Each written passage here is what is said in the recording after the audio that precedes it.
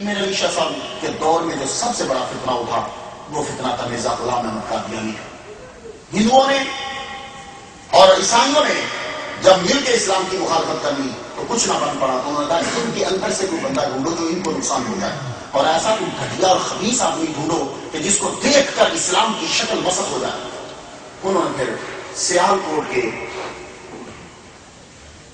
کچہری کے اندر سے ایک بندے کو ڈھونڈا، اس بندے کو پکڑ کے جو 15 روپے کی ملازمت کرتا تھا اسے کھڑا کیا، اسے کہا دیکھ بلندی پہ ہم تمہیں لے جائیں گے، شہرت تیری ہم کریں گے، تو نے نبوت کا دعویٰ کرنا ہے۔ اس بندے کو جو 15 روپے کا ملازم ہے یہ اٹھا، سب سے پہلے اس کے مناظرے کروا، اور ایک بات یاد رکھنا دشمنوں کا، آپ اسٹڈی کر لو، سب سے پہلے یہ اسے یہ کہیں گے کہ تو ہمارے خلاف ہو، پوری دنیا میں سب سے پہلے اسے اپنے خلاف کریں گے اور اس کی شہرت کے لیے اپنی بےعزتی بھی کروا دیں گے۔ سب سے پہلے عالیہ سماج کے ساتھ مناظرہ رکھا مرزا قادیانی کا۔ اور آپ کو پتا مسلمان بیچارے ڈھولے والے ان کو جنہیں مرضی لگا دو۔ ابھی آج ہی کا تعلق تھا، وہ نیو یارک کے مفتی صاحب کہتے ہیں میں لاہور پہنچا ہوں، پاکستان پہنچا ہوں تو ہر طرف جادو ہی جادو چل رہا ہے، ہر طرف کالا علم جادو چل رہا ہے۔ آج کا تعلق پڑھیے گا نہیں، کہتے جس کو دیکھو اس نے باندھا اور لوگ پھر رہے ہیں اور تیرے اوپر بھی علم ہو گیا، تیرے اوپر بھی علم ہو گیا، تیرے اوپر بھی علم ہو گیا۔ سارے لوگ میں پریشان ہو گیا، لوگوں تمہارا ایمان کمزور ہو گیا، یہ آج کا تعلق کا لکھا ہوا۔ تو ہمارے لوگ تو ایک دن میں اخبار میں پڑھا تھا تو اشتہار بند ہو گیا، برکت مسیح ہر کالے علم کا کاٹ کرتے ہیں، ان سے تمیز لو خدا کرم کرے گا۔ اس ظالم کو یہ تو پڑھ لو برکت مسیح ہے، برکت مسیح کو نہیں کہا، اور گجرات والا نے اس سے تمیز لینے کے لیے جا رہے ہیں، اور ظالموں خود عیسائی ہے، تمہیں کیا دے گا؟ ایمان کی کمزوری۔ یہ میرے علی شاہ صاحب فرماتے ہیں میرے اوپر پنڈت سے جادو کروایا گیا۔ جب جادو کروایا گیا تو بڑے خوش ہوئے جادو کروانے والے کہ پنڈت نے، ہندو نے جادو کروایا، کس نے؟ مسلمانوں نے۔ تو مسلمان مدد لینے کس سے جا رہے ہیں اور کس کے خلاف لینے جا رہے ہیں؟ یہ میرے علی شاہ فرماتے ہیں جب میرے اوپر پنڈت سے جادو کروایا گیا تو بندہ زور زور سے بولے، بس 10 دن کے بعد پیر میرے علی شاہ گیا۔ آپ کے مرید نے حضرت کی حضور لوگ تو باہر شور مچا رہے ہیں کہ 10 دن کے بعد آپ مرنے والے۔ بھائی ماں میں تو اللہ کی رضا سمجھ کے پڑھا ہوا ہوں، ہم پر کوئی چیز اثر نہیں کرتی، دم سے اٹھے۔ فرمان لگے جاؤ، اب وہ پنڈت نہیں رہے گا، اب وہ پنڈت نہیں رہے گا، اس قدر اثر ہوا۔ اور پیر میرے علی شاہ حزب الباہر کا وظیفہ فرمایا کرتے تھے، ایک دم اتنا اثر ہوا، کچھ دنوں کے بعد وہ پنڈت خود ہی مر گیا، خود ہی مر گیا۔ لیکن جس بندے نے جادو کروایا تھا آپ نے اس کا نام نہیں لیا، میں چھوڑ کر کیا فائدہ، میں آج اس کا نام لوں گا، وہ بھی جیسے خود مر گیا بعد میں تھوڑی دیر کے بعد، کچھ عرصے کے بعد مر گیا، ہمارے اس کے خاندان کی توہین ہوگی، چھوڑو ہم اس کا نام نہیں لیں گے۔ ہمارے ایمان کی کمزوری دیکھو، ہم نماز پڑھنے کے باوجود ان چیزوں پہ پلی کرتے، جو شخص الحمد شریف پڑھتا ہے، جو شخص دو کل پڑھتا ہے، اب اس کو دنیا میں کسی چیز کی کوئی ڈرنے کی ضرورت ہی نہیں ہے اسے۔ پیر میرے علی شاہ صاحب مرزا قادیانی کو قد اٹھایا تو کیا کیا انہوں نے؟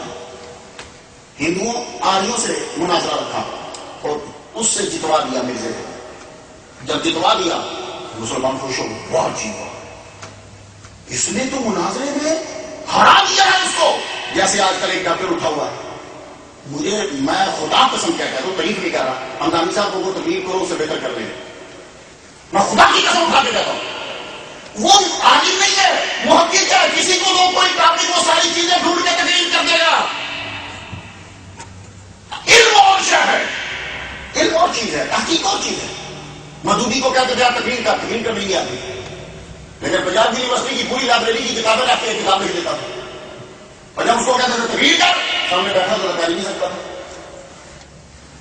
علم اور شے ہے، کسی ایک ٹاپک کے اوپر ریسرچ کر کے بیان کر دینا یہ اور شے ہے۔ جتوایا، پھر اس کے بعد اس نے اعلان کیا میں 50 جلدیں لکھوں گا اسلام کے حق میں، عیسائیوں اور ہندوؤں کے خلاف، آؤ لوگوں مجھے پیسے دو۔ سارے لوگوں نے پیسے دیے، دھڑا دھڑ پیسے، عورتوں نے اپنے زیور بھیج دیے، میل کر دیے زیور۔ تو ظالم نے 5 جلدیں لکھی، 5 لکھ کے بیٹھ گئے۔ کسی نے پوچھا حضور آپ نے تو 50 کہی تھی، 5 کیوں لکھی؟ کہنے لگا 0 کا ہی تو فرق ہے،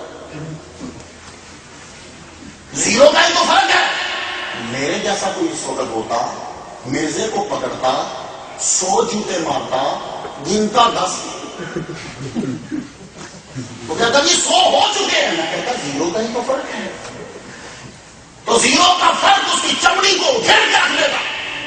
سب کے پیسے کھانے کے بعد اب اس نے آہستہ آہستہ سب سے پہلے یہ عیسیٰ بنا, مجدد بنا, مجدد کے بعد مسیح معود بنا اور اعلان کر رہا ہے میں ہی ہوں وہ جس کے بارے میں بیان کیا گیا کتابوں میں. اب میں آ گیا ہوں, اپنی آنکھیں کھول دو, تم بڑے متبرک ہو کہ تمہارے دور کے اندر میں آ گیا, آؤ میری زیارت کرو. شروع ہو گیا. ابھی لوگوں نے برداشت کیا, چلو کوئی بات نہیں, مجدد تو چلتا چل پڑتا ہوں, روایت ہے کوئی بات نہیں. لیکن سلسلہ آگے بھی بڑھتا رہا. پھر اس نے آخرکار ایک دن یہ جمعہ پڑھا رہا تھا, اس کا مولوی عبد الکریم جمعہ پڑھا رہا تھا کہ مسجد میں بیٹھا ہوا ہے. مولوی عبد الکریم نے جمعہ پڑھاتے 1900 کی بات ہے, جمعہ پڑھاتے ہوئے کہا میں اعلان کرتا ہوں کہ مرزا صاحب نبی اور رسول ہیں. یہ اعلان کرنا تھا مسجد کے اندر جمعہ کی نماز میں, تقریر میں اعلان کرنا تھا. سید حسن صاحب کھڑے ہو گئے, امروہی کہا لگے خبیث کیا بول رہا ہے, محمد صلی اللہ علیہ وآلہ وسلم کے بعد تو نبی آ سکتا ہے. وہ اٹھ کر, انہوں نے نماز جمعہ نہیں, اٹھ کر چلے گئے. اس مولوی کے پیچھے نماز نہیں پڑھی, اٹھ کر چلے گئے. نماز جمعہ کے بعد چھت پہ ٹہل رہے ہیں سید صاحب, یہ مولوی پہنچا, لڑائی پھر شروع ہوئی. ہمارے تو نے اس کو نبی اور رسول کہا, تیری جرأت کس طرح ہوئی, حضور کے بعد کوئی نبی کوئی رسول جو ہے وہ پیدا نہیں ہو سکتا. لڑائی ہو رہی, اتنا میں مرزا آ گیا. اب مرزے کی جملہ سنا, یہ دونوں اونچا بول رہے ہیں تو مڑ کے کہتا ہے, عبد الکریم کہتا ہے آپ بتائیے آپ اس کے بارے میں کیا کہتے ہیں. تو مرزا نے کہا میرا بھی وہی مذہب اور عقیدہ ہے جو مولوی صاحب کہہ رہے ہیں. تو جب یہ دونوں اونچا بول رہے تھے تو آگے سے وہ جو سورہ حجرات کی آئے گا کہ اپنی آوازوں کو نبی کی آواز سے پھنس کرو, تو خبیث مرزا کہتا ہے وہ آیت پڑھ کے کہنے لگا تم نے آیت نہیں پڑھی کہ نبی جب موجود ہو تو اس کی آواز سے اونچی آواز نہیں کرتے. سید حسن اسی وقت وہاں سے گئے. یہ نبوت کا اس کا پہلا اعلان تھا. اب اس نے اعلان کیا, اب اس نے پھر شیعوں کو مخاطب کر کے لگا, شیعوں تم سمجھتے ہو کہ حسین تمہیں نجات دے گا, 100 حسین میرے جبے کے اندر ہے. اب یہ جملہ کچھ سمجھ میں آتا ہے, کچھ اعتراض نہ کیجیے گا, میں اگلے جملے کے لیے زمین پہ آ رہا ہوں. 100 حسین میرے جبے میں ہیں, چلو کچھ تمیز کے دائرے میں بات کی. اس کے بیٹے نے کتنی بدتمیزی کی وہ تشریح کرتا ہے. کہتا میرے ابا کے کہنے کا مطلب یہ تھا کہ 100 حسین کی قربانیوں کے برابر میرے ابا کی ایک گھڑی ہے. اور پھر چنا اس نے کہا کہنے کا سنو, حسین تو وہ ہے کہ جس کی ونیت کا انکار قرآن مجید سے ثابت ہے.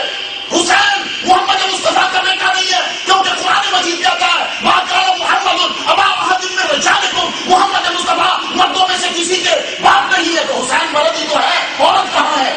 اس لیے حسین بیٹا نہیں, کیونکہ قرآن نے انکار کر دیا محمد مصطفیٰ کسی کے باپ نہیں ہے. آؤ میرے سے پناہ لو.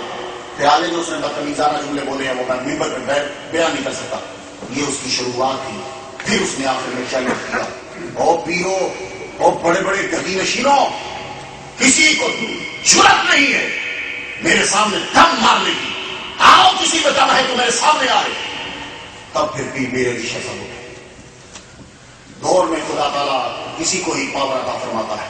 سب مولوی تھے, سارے لوگ تھے, ایون کہ سر سید تھا, لیکن وہ بھی ان کا دیوانہ. دیوبندیوں نے تو فتویٰ تک لے دیا تھا کہ کوئی نبی رسول آ بھی جائے تو حضور کی ختم نبوت میں فرق نہیں پڑتا. سارے لوگ تھے. میرے لیے فرمانے سب سے پہلے آپ نے کتاب لکھی اس کے خلاف. سب سے پہلے مرزا نے یہ کہا تھا کہ عیسیٰ علیہ السلام مر چکے ہیں. یہ ان کا تھا. جب بھی آپ کبھی مرزیوں سے